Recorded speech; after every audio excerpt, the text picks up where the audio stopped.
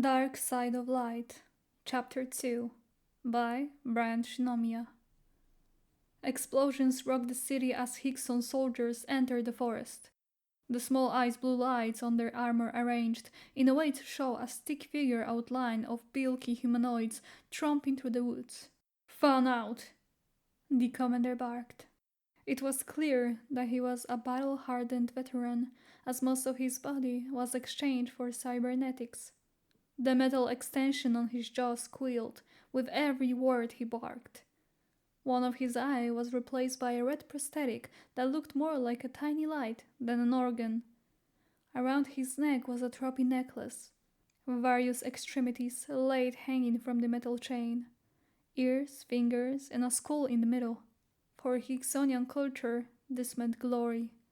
The captain must have fought in many battles to earn so many tokens. That also meant that he was skilled enough to know how to lead an entire platoon. "Kill everyone you find," he ordered, his eyes filled with hatred and dread. The troops skittishly made their way deeper into the woods, their comm units struggling to stay connected to the ships above. "Damn trees!" the commander hissed, looking up to the forest canopy. Even though visibly annoyed, not an ounce of fear could be felt. He's had so many campaigns that being stuck in a forest was like a cakewalk for him. The knives around his belt rang with every step he took, as sharp as a razor with little teeth on them, making them even deadlier once they pierced the skin. Various explosives strapped at arm's length, ready to be used within a moment. He craned the slanted eyes on the sides trying to scan the wood, angrily ripping the branches of the tree as it gingerly scratched his scarred snout. He raised his rifle as he stomped through the woods, being a 400-pound monstrous mountain of muscle. Stilt was in the Hixonian vocabulary.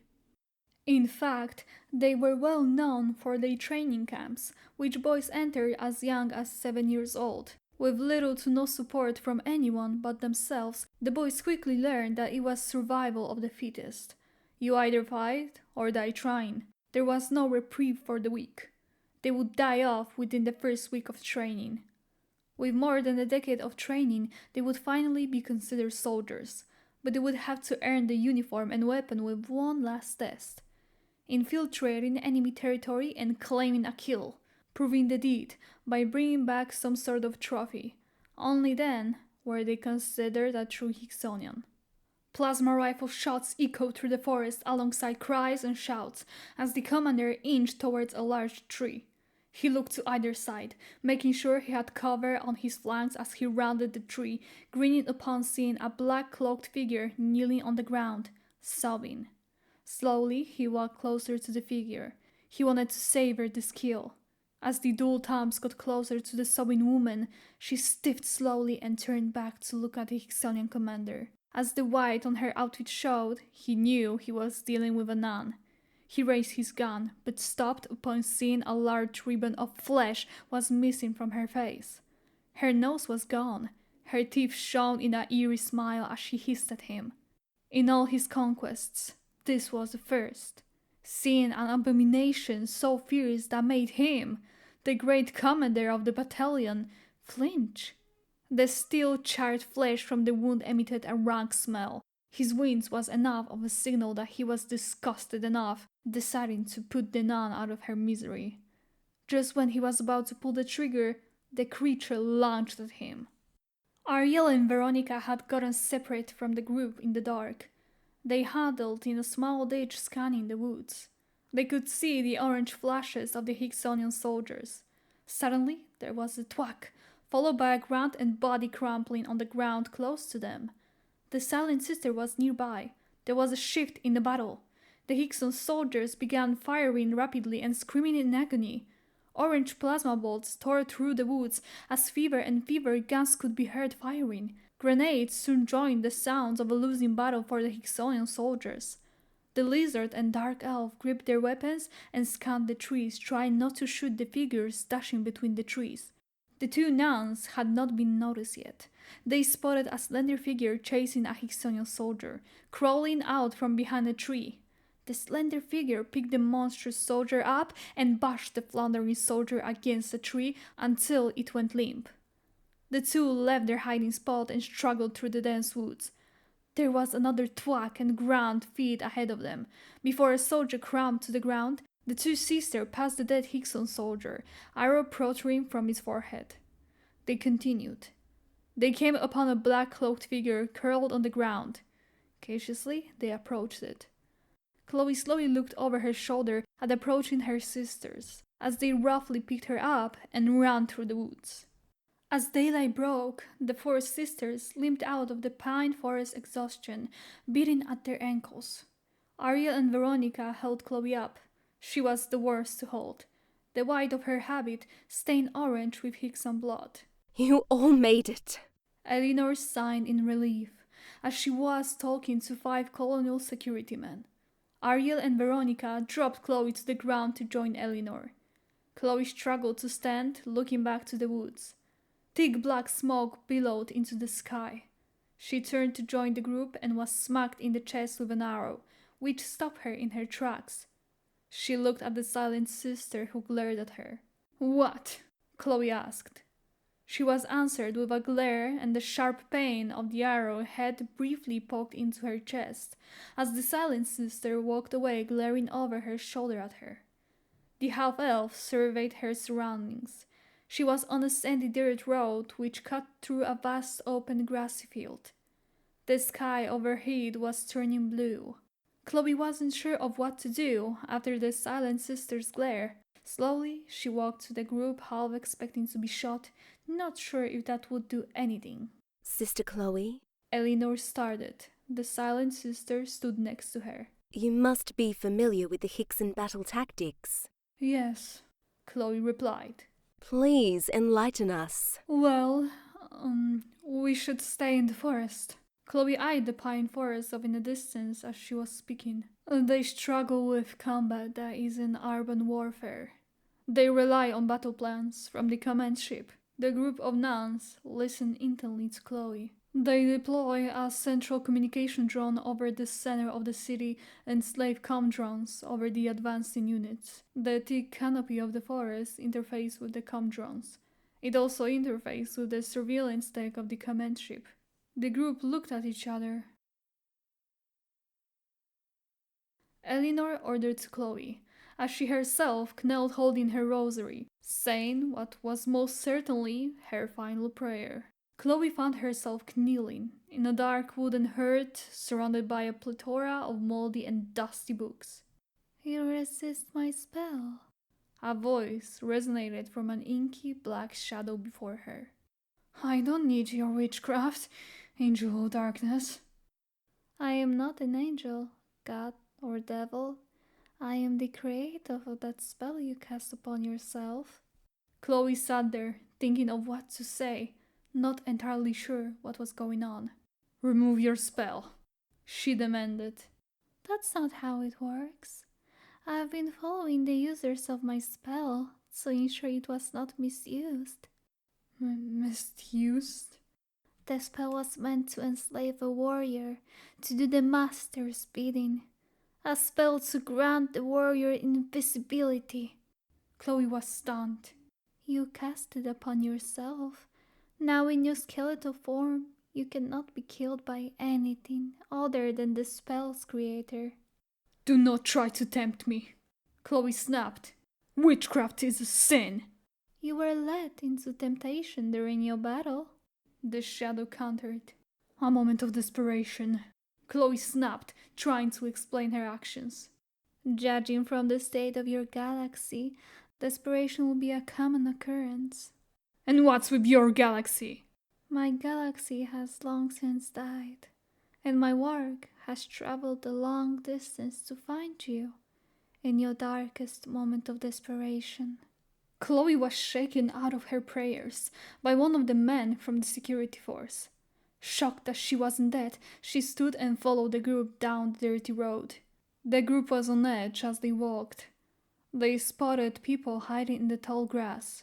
Unsure of what to do, they just walked past them. No one had a plan, supplies, or even knew if the Hixon soldiers weren't up ahead. Chloe tried not to replay the events of the pine forest in her mind. She had never felt rage like that. It was just so consuming, a desire not to just kill her enemy, but to erase their very existence.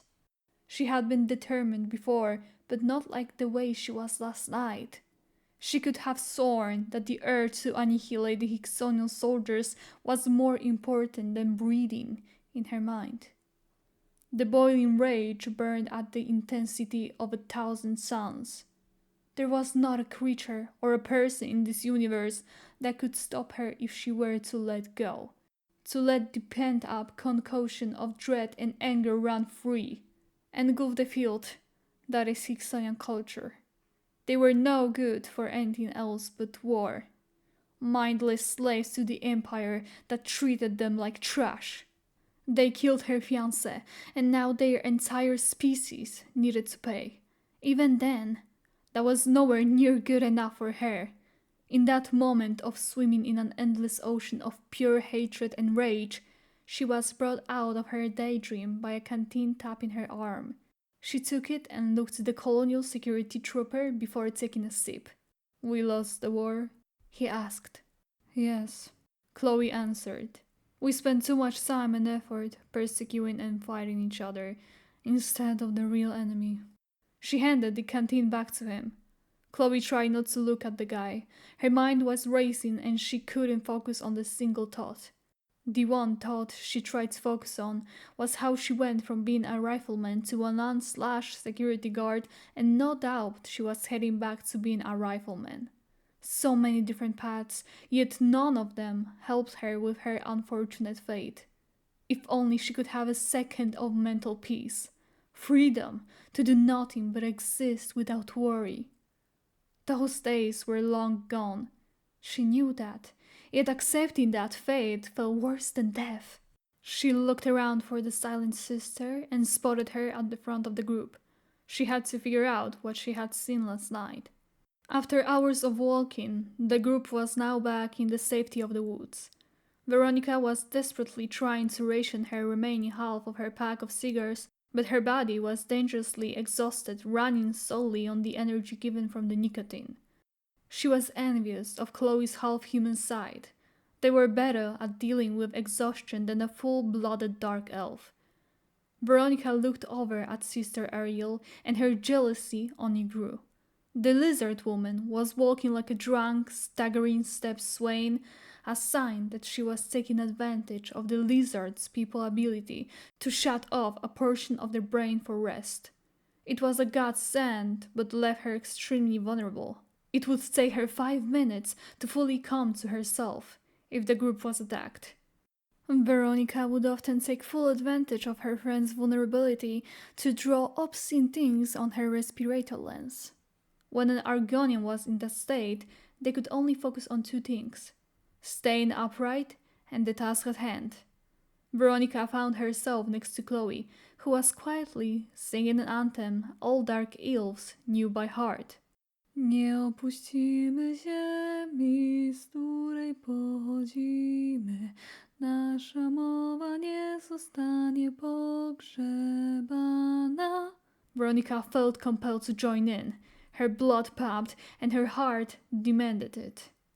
Jesteśmy imperium mrocznych elfów. The group looked to the dark elves. Nie pozwolimy, wróg nas uciskał, tak nam dopomóż Bóg. The elves stopped singing, and the group stopped right after upon hearing something big running through the woods. Chloe was trying to get close to the silent sister. The woman was all over the place, from the front of the group to the back, then suddenly in the middle, disappearing into the woods before returning in ahead of the group.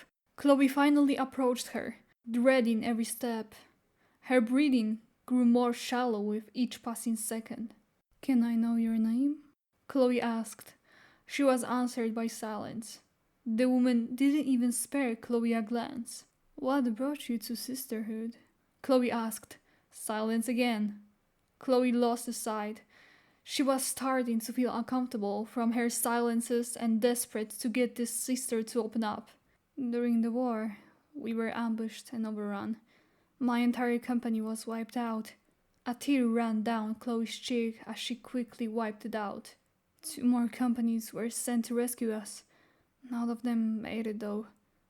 I promised God, if I survived, I would devote my life to the church. Chloe looked over at the silent sister, who was now looking at her. I can only imagine what you saw last night. Chloe sighed and waited for a response. Do you talk at all? Say something.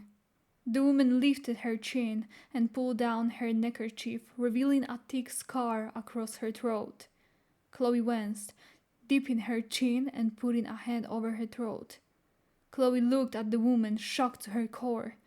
How did she survive that injury? Having her throat cut so deep, it left her unable to speak. The silent sister looked back to the woods, acting as if Chloe never existed. A short time later, Chloe was trailing behind the silent sister. Who is Derek? A raspy voice asked in a muffled tone. Chloe stopped dead in her tracks. An ice-cold chill overtook her as her eyes widened. As Sister Ariel walked around Chloe and looked at her in the blue reflected lenses of Ariel's gas mask, Chloe saw herself. Chloe tried to speak, but found herself too heartbroken to form words. You were screaming his name. Chloe walked around Ariel, her mind a swirling pool of memories and emotions. Sister Eleanor and the man in charge of the Colonial Security Force stopped the group. Bags hung over Eleanor's eyes. We need to find shelter. The silent sister stepped in front of Eleanor and shrugged her shoulders as she pointed down the trail, then shrugged again. Where are we going? Sister Eleanor asked. She was answered with a nod of her head. Eleanor sighed. We're all too tired to keep travelling. We need to rest, then get our bearings, and then figure out which way to go. I think a cave would be the best shelter. Ariel replied. Of course, a lizard wants a slimy rock to sleep on. In a fit of exhausted anger, Ariel shoved Veronica, sending her flying into a tree. The elf bounced off and it went stumbling down the hill, staying upright and dancing around the obstacles in her way. She managed to stop herself at the bottom of the hill. Anger is a sin, you skilly baby! Veronica roared as she surveyed her surroundings. She saw an opening in a rock face across a small valley. It looked to be an opening to a mine or something. Get down here! Veronica demanded in an arrogant manner that only a full-blooded dark elf could. After the group reached her, they slowly entered the mine. Sister Veronica waved a hand, mumbling something. Torches lining the wall burst into flames. Thank God for the dark elves and their magic, one of the guys said. Chloe was shocked. Magic was not an acceptable practice for a clergy member. She had a hunch the sisters were full of surprises. It was only a matter of time before she got to learn more about them and the way they operated. A boiling suspicion arose within her. Even though they were her sisters, nuns who swore an oath, all of them had something special going on for them. Lives they had before they joined the sisterhood, people they loved and lost due to the pointless war that threatened to continue raging on for the decades to come. Sister Veronica collapsed against the wall and fell into a deep sleep as the silent sister and a guy went out to hunt.